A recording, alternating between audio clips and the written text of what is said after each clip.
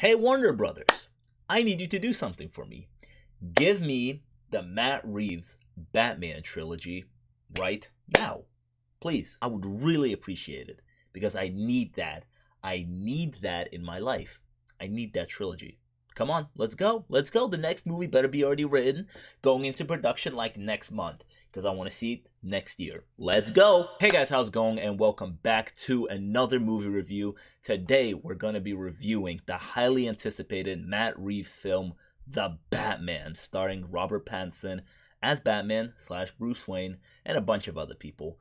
Now, before we get started, make sure you leave a like and subscribe. I'd really appreciate that. And check out some of my other videos. And also, I have to tell you that this is going to be a spoiler review. I'm going to touch on some things pertaining to the plot. So, spoiler warning here. If you haven't seen the movie, go watch it because it's fucking phenomenal. That's my non-spoiler review right there for you. Go watch it, then come back here and we can talk about some plot points.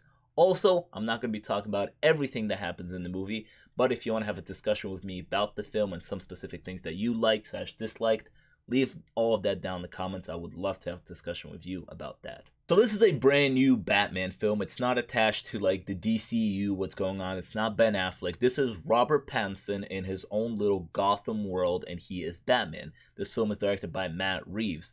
And in this movie, Batman has been, or Bruce Wayne has been, actually, he's been Vengeance. He has not been known as like Batman. He walks around calling himself Vengeance for pretty much the whole movie, and a lot of people refer to him as Vengeance.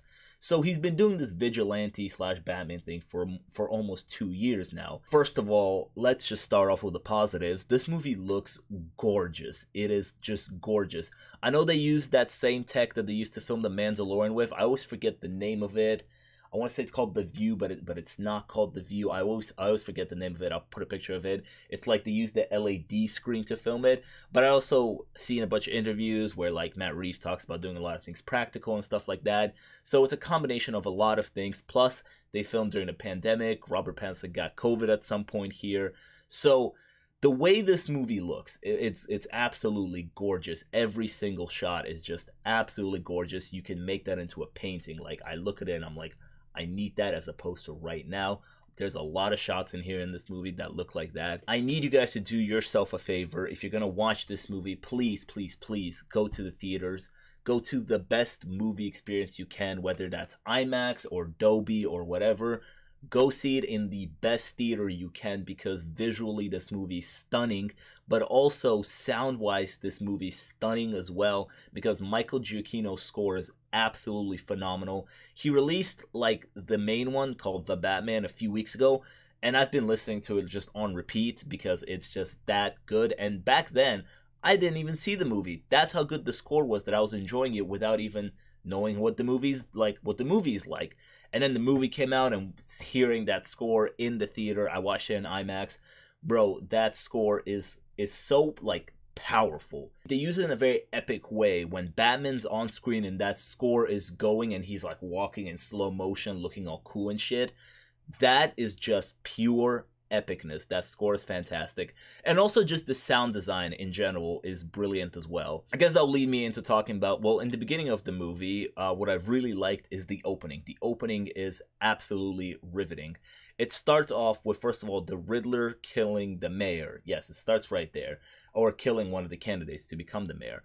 And I love the way that was filmed. There's a great shot where the mayor's like talking on the phone. He's in this dark room. The only thing that's lighting the room is like the TV that he's watching, right? And he's talking on the phone and he turns around to like go this way. And right behind him, just out of nowhere, the Riddler appears. But like you don't see the full Riddler. You just see the TV reflecting off his giant glasses. It was such a great like horror type reveal. And there's a lot of scenes in this movie that are filmed like kind of horror type elements in it. A lot of things to do with the Riddler, but honestly a lot of kind of the horror elements that were filmed in here have to do with the Batman himself. That Riddler reveal at the mayor's house was great. It was really brutal to watch the way he killed the mayor, but then it goes on to the Batman himself, and it starts off with this monologue that Bruce gives, this narration. He explains how he's been the Batman for 2 years, but crime is still up. He has no idea why. And he gives this whole opening monologue about how he wants to strike absolute fear into people, into criminals specifically. He wants to strike fear. He says, when that bat signal goes up, I want them to look up at that and be scared of me, that I can show up in like any shadows, that I will be there if they commit crime. And there's a great montage where criminals are like committing crime, and then they look up and they see the bat signal and they're just like, oh shit. And they turn around and they look like down an alleyway into complete darkness. And they are terrified that vengeance will show up, just get them out of nowhere. They are absolutely petrified. And that setup is just brilliant for what Batman we are going to get, to set up the tone for this movie. And again, just to set up like what kind of Batman this is. In the subway, they're like picking on this guy. And then all you hear is just boom, boom, boom. And they look over down into this hallway. And you hear the footsteps. Again, go watch in the best theater you can, because the sound design is phenomenal. All you hear is just the footsteps. Boom, boom. They have power to them. And then the score starts going. The score starts rising. And then boom, just the Batman shows up out of the shadows. I was just giggling the entire time because that was so epic. What an introduction. What a way to start the film. Absolutely brilliant. Probably my favorite Batsuit. I really like Robert Pattinson's Batsuit. It's really well designed. And his Batmobile, oh my god, that thing's beautiful. That thing's beautiful. It's beautiful. And again, sound design, go see it in the best theater you can, because when he first starts up that car and you hear the engine just overtake you, again, just power. When it comes to Batman, they really want to show you power through sound, whether it's his loud footsteps that just that feel like they shake the ground, the score, or just his Batmobile starting, just boom. So I guess now, besides the whole aesthetic of this Batman, what do I think about Robert Pattinson's Batman? First of all, I was a big fan of this casting because I know Robert Pattinson's a great actor. I know the mainstream audience likes to clown on him because of Twilight, but we are so like done with that. He's been so detached from that for so many years now. I know he'll always be attached to that, but he's been doing a bunch of other great projects. Have you ever seen the movie Good Times, directed by the Safdie brothers? If you like Uncut Gems, go check it out. It's a very high-paced film, very intense. He gives a phenomenal performance in that movie. And I've also seen The Lighthouse, although I'm not like a huge fan of that movie. He does give a great performance there as well. So yeah, in general, I was a big fan of this casting as Batman. And what I liked that this movie did was that he is actually Batman for a lot of this movie. He's in the Batsuit for a lot of it. There's not much Bruce Wayne in this movie. It's basically just Batman. And I really like that for two reasons. First of all, is that this movie actually gives us this detective Batman. This Batman is known as the world's greatest detective, right? And I've always felt like, yes, he's known as that, but I always felt like the movies never really gave us that detective style. And this very much feels like a detective noir type of film, inspired by films like Seven. Seven is like very heavily in this, you know, the Riddler being a serial killer, and Batman and actually Gordon being the detectives trying to catch him. The Zodiac. I really like that he's in the Batsuit for a lot of the time, doing detective work, trying to catch the Riddler. And the second reason I really like it is because, okay, so I guess this is kind of a negative. I guess we're kind of going to dive into the negative here a little bit. I'm like not the biggest fan of the way they did Bruce Wayne. I don't hate it, and I fully understand it, actually. But I'm happy that they actually gave us more Batman than Bruce Wayne, because watching this Bruce Wayne, if he was in the movie for a lot of it as Bruce Wayne, it would have slowed the movie down a lot, I think. And this movie is already 3 hours long, and it would have been more like depressing to watch it, because this Bruce Wayne is very like, I mean, I guess what people describe him as, like emo, you know what I mean? It makes sense. You know, it would make sense that he doesn't walk around being like, oh, I'm the billionaire playboy, you know, Bruce Wayne, that he's more damaged. This is definitely more of like a damaged Bruce Wayne because of his past. And he calls himself a nocturnal animal in the beginning of this movie. He says, yo, I've been doing this for 2 years now. I get no sleep. I'm a nocturnal animal. So you can see that this guy This guy has mentally lost it, and his Batman is actually very creepy. There was a scene where he's watching into Catwoman's apartment, right? Because he needs to get Catwoman's friend. He needs to get her, right? But then Catwoman leaves her friend and then goes into her own room to go change to her cat outfit. And Batman just goes off mission for a second with his binoculars right there. He just kind of goes over and starts watching Catwoman change now. So it's this Batman is like actually damaged. They've talked about Robert Pattison and I believe Matt Reeves, and people just in general always said how like Batman's just, if you really think about it, billionaire who dresses up like a bat and goes and fights people. He's insane. He's got to be insane. So this movie actually shows that this Bruce Wayne, this Batman, is damaged. But this is where I'm happy that he's in the Batman suit a lot of the time and not Bruce Wayne. Because yes, we do actually get that Bruce Wayne. Emo, depressed, he's like, I don't care about anything. I'm just doing this vengeance thing. Even Alfred talks to him. Alfred's like, yo, you gotta step outside, bro. You gotta get some sunlight. And he's like, I don't care what happens to me. But what I realized about halfway through the movie is that this movie is actually an origin story in a way. It's not your typical origin story where, you know, you're gonna watch his parents die in an alleyway and then how he trains and how he gets his suit and stuff. No, he's already Batman. He's been Batman for 2 years, but he's still very young. He's still very new at this, although it's been 2 years. Still very new at this. He's still trying to get the hang of this whole thing. So this is very much an origin story for this Batman / Bruce Wayne. And here's why I think that. So the movie begins, like I said, he gives this whole monologue about how he wants to strike fear into people, right? And when he actually goes and kicks the crap out of those people in the subway to save one guy, he clears all of them out, and then he goes on to help the one guy that he's trying to save. And that one guy is terrified of him. He's just a civilian who was just attacked. Batman saved him, but he's still terrified of him. So that's where you get the sense that, like, okay, so this guy walks around saying how he wants to strike fear into people, but I think he's striking fear into everybody. He's not acting like a hero. He's striking fear into the bad guys, and he's striking fear into just regular people. Everybody's afraid of him. And there's a great arc that he goes on through this movie where at the end, oh, by the way, beautiful. When he lights up that flare, there's a beautiful, like, over-the-top shot of him leading the people out of the flood. And, you know, he carries that woman and he puts her down and she, like, grabs onto him. And that's when he realizes, there's another monologue comes up. He realizes, he's like, wow, like, I need to give these people hope. Not fear. I need to try to strike hope into these people, that I can be a hero, that I can be a savior. So now people are looking at him differently. People are like, wow, this is our hero. Gotham is a shithole. We're gonna go through a lot. This is our hero. The guy in the beginning was like, I'm scared of you. I know you saved me, but I'm terrified of you because I don't know you.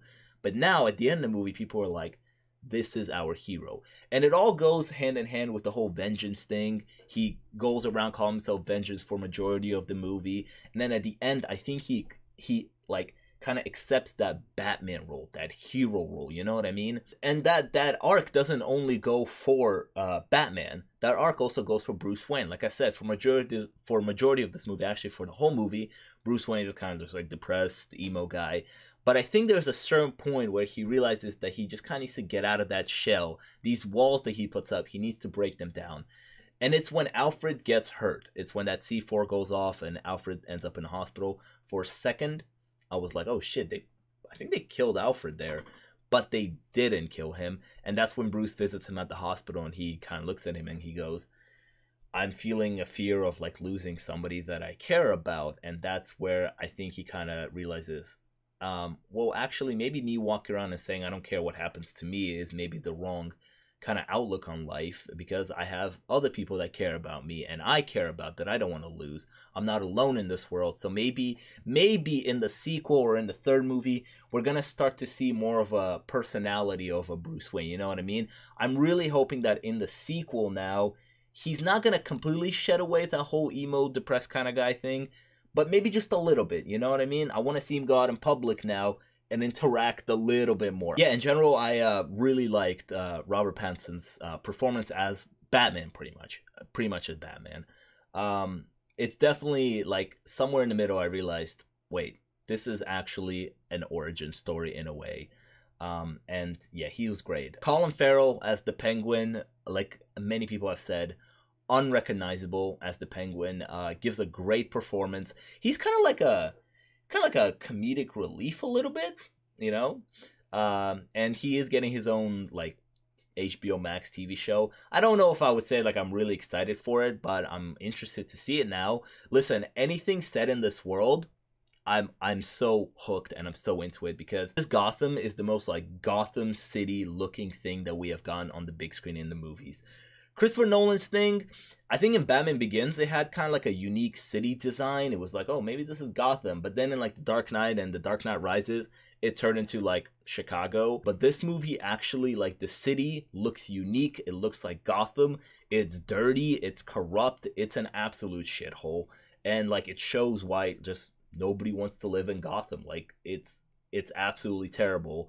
And yeah, I'm absolutely in love with the city design and the way just Gotham looks. And if they're doing TV series like based in the city, and those TV series can look like this movie, which they should, because I believe Matt Reeves is going to be behind them, just like James Gunn is doing Suicide Squad and TV shows on HBO Max based on Suicide Squad.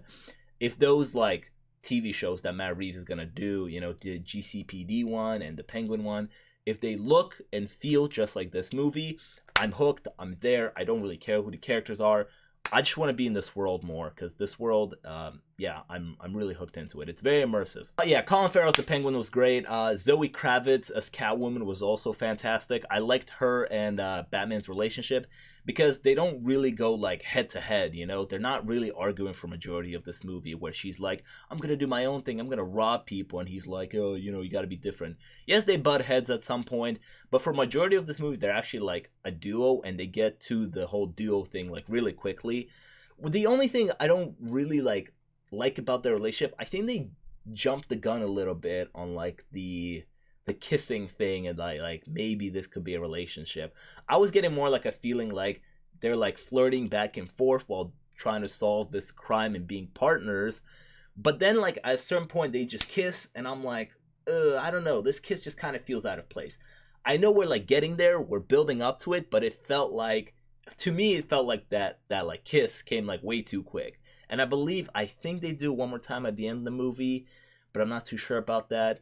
But yeah, I really liked her and Batman's relationship. It was really good. It was really great, and Zoe Kravitz was great as Catwoman. I'm looking forward to see what they do with her in the future, because at the end of this movie, she leaves Gotham. She leaves Batman, and I love what she tells Batman. She says, dude, this city's gonna kill you. And he goes, yeah, it probably will. And that's just kind of the dark path that we're leading in here with this Batman and him trying to save Gotham. And if we do, you know, if a trilogy does happen, maybe it does end with Robert Pattinson's Batman giving his life for Gotham. Which I don't know how I feel about that, because, well, no, actually, maybe they'll actually go through with it, because the Christopher Nolan movies didn't. He gave his life for Gotham, but not really, because he still survived.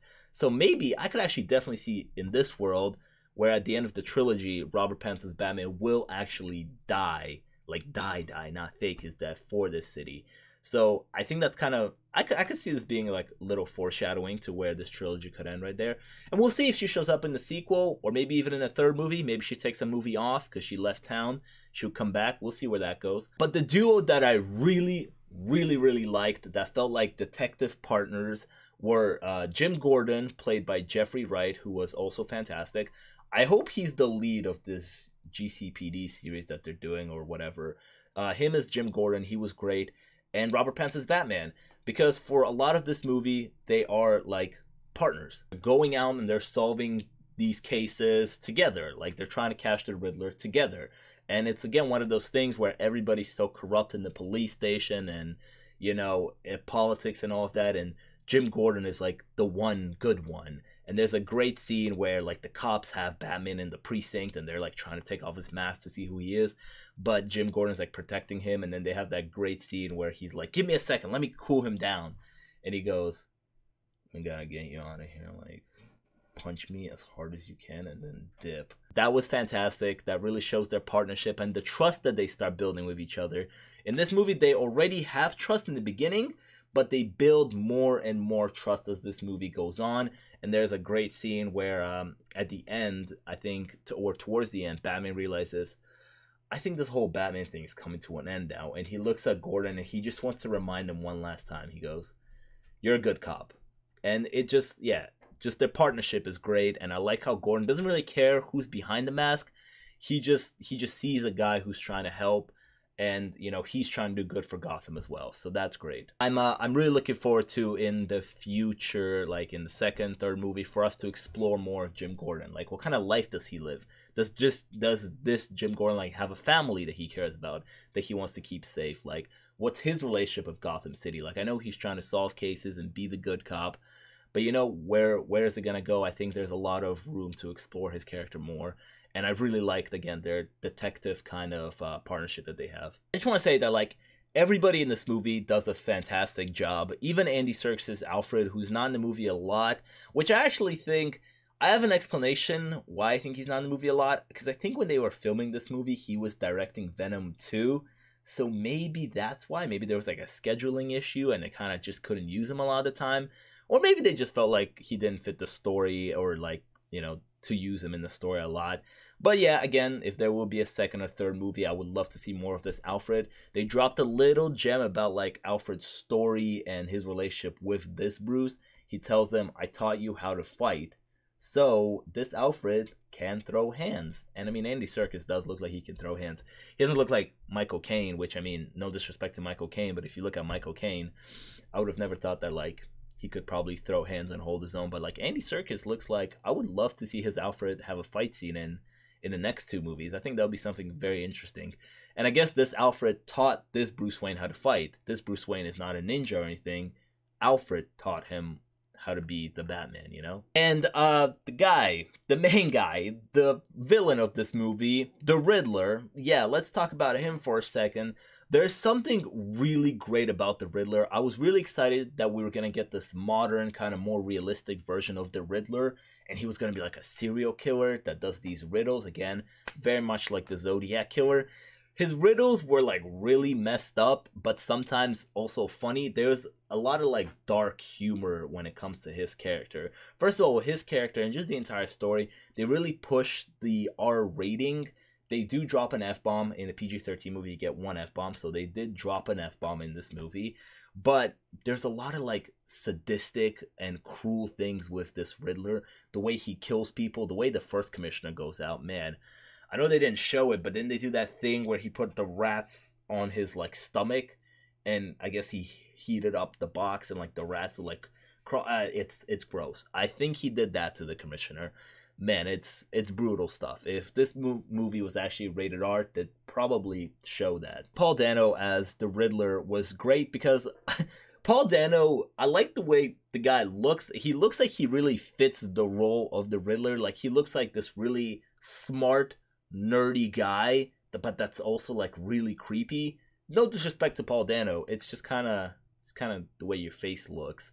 And I love his costume design. You know, he's not like the goofy Riddler. He has like a suit on, green, you know, question marks over the place. Although maybe we'll get that, because at the end of this movie, he is alive and he is in Arkham. So, man, he felt really scary. And he was like funny in like a very dark way where I would laugh and me and my friends would laugh at some of his jokes or something. And then I'd just kind of be like, should I really be like laughing at this? Like, if this was happening in real life, like, it'd be extremely fucked up to laugh at this. The thumb drive joke, hilarious stuff, honestly. Yeah, funny stuff. And also the scene where, like, at the end when he's, like, rallying his troops, he goes on his little YouTube channel or whatever, and he goes, "Hey guys, thank you for the support, really appreciate it, make sure to leave a like and subscribe." Yeah, I really like the Riddler and how he was used in the story. My only problem with it is that there's a second, like, in the second act somewhere, we kind of get away from the Riddler and he's not in the movie for a long period of time. There's a part in the movie where we're dealing with Falcone, right? Or yeah, it's pronounced Falcone, where we're dealing with him, and it is all kind of under the same umbrella, and it all kind of connects. but there's a large portion of the movie where the Riddler's not even there. And for a second, just because we're going after a different bad guy, I kind of forgot that the Riddler was actually in this movie. So my only problem with is the way they used them, where for a large portion in the second act, the Riddler is just not there. But when he is there, he's fantastic, he's creepy, he's scary, and sometimes, like, sadistically funny. And I guess since we're talking about the Riddler, let's talk about that ending where he's in Arkham and his, the person to the cell next to him is, I guess, the Joker. Like, I'm like 99.9% sure that's the Joker.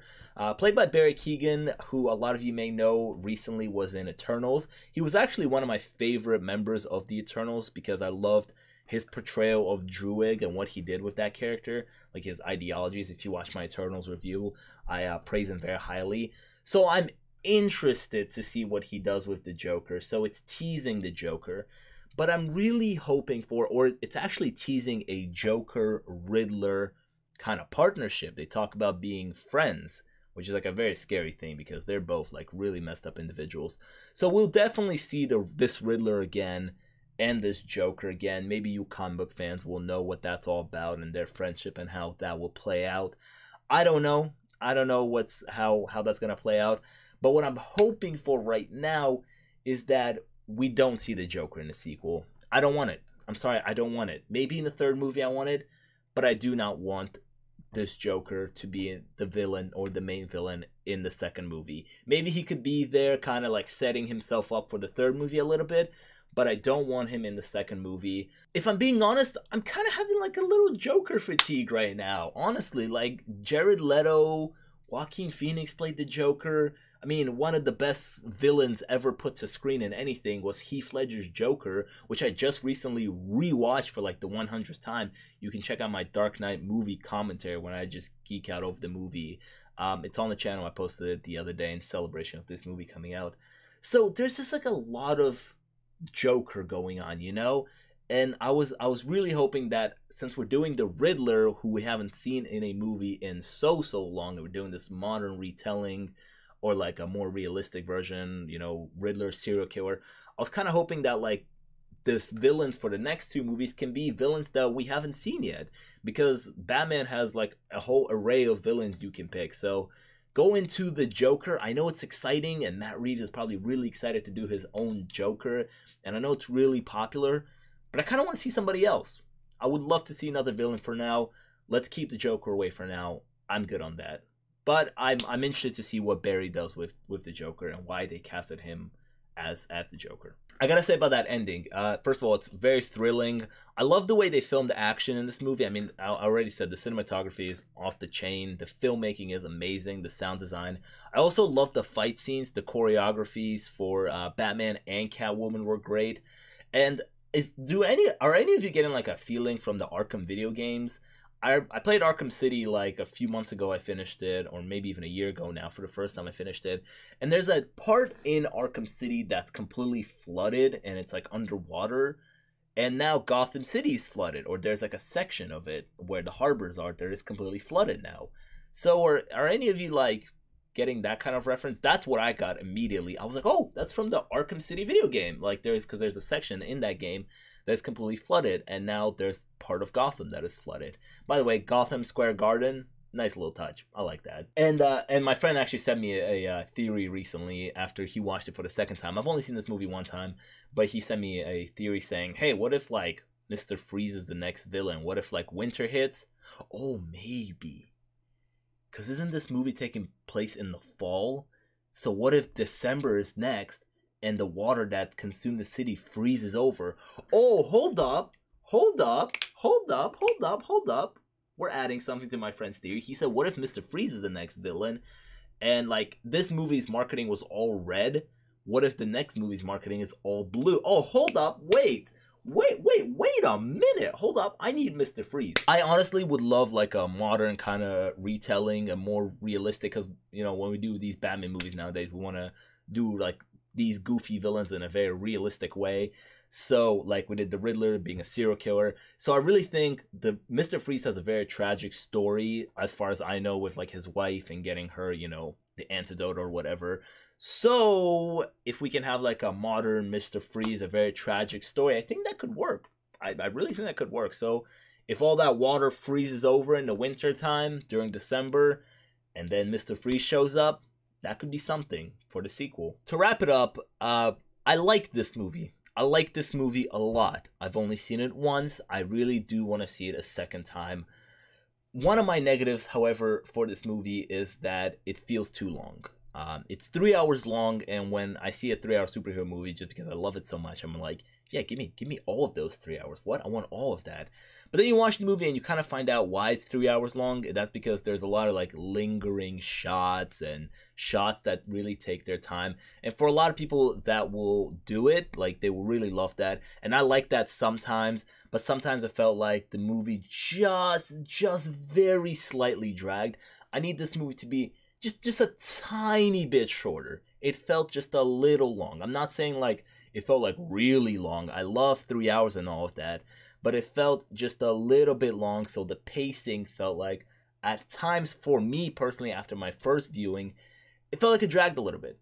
For example, I rewatched The Dark Knight the other day for like the 100th time, and I'm not going to sit here and make a comparison between which one's better, this movie, The Batman, or The Dark Knight. That's for you to decide and talk about in the comments. But I will tell you, having The Dark Knight fresh in my mind and having this movie fresh in my mind, one thing The Dark Knight has over this movie, The Batman that is that The Dark Knight is much better paced. It is. As a movie, The Dark Knight is super well paced. And this movie, The Batman that is, can drag a little bit. It's a little too long. But at the same time, I understand. Like, it needed to be this long because there's a lot of story and a lot of lore to explore in this movie. But I feel like this movie is super long, not because of the story, because we're getting through the story and we're telling the story very well. There is a lot of, like, just again, lingering shots, and just on the filmmaking standpoint, the movie really takes its time in terms of moving. And again, like, yeah, the cinematography is fantastic, but I felt like sometimes you could just cut some of those shots just a little bit, just to trim a little bit of the runtime. I didn't love it though. I don't know what it is. I honestly think right now it's the pacing for me. But I like this movie a lot. And there's a lot to love about this movie. The cinematography, the acting, everybody brings it in this movie, every single actor. The tension building is absolutely just riveting, keeps you at the edge of your seat. That funeral scene that they actually released a few weeks ago also, oh, absolutely brilliant. You know, Coulson has like the bomb strapped around his neck, and the Riddler is like giving him riddles, and there's a timer. Absolutely riveting stuff, keeps you at the edge of your seat, those kind of scenes. The action scenes are helmed just beautifully. And yeah, I need more of this Gotham City, man. It's such an immersive world. I love the way it looks. And listen, if we're doing these TV shows and we're going to be diving more into this world, yes, it's going to be probably without the Batman, but if we're going to be diving into this world and doing these, you know, seeing more of this Gotham, I'm so down for it because it's beautiful. It's crappy, it's shitty, but it's beautiful, you know what I mean? This was probably my most anticipated movie of the year, and I really liked it. Again, didn't love it, but liked it a lot. So, let me know down in the comments, what did you think about The Batman? Did you love it? Did you like it? Or were you a rare person who just thought, not my cup of tea? Again, make sure you leave a like and subscribe, and I'll see you guys next time. Oh, and also, check out the shirt that I'm wearing, right? It's like this cool Batman design that I have over here on this white shirt. If you're interested in getting one of these, I will leave a link in the description to an Etsy store, to an Etsy link. And yeah, go ahead and copy yourself one of these shirts if you really like it. Yep, see you guys next time. Peace.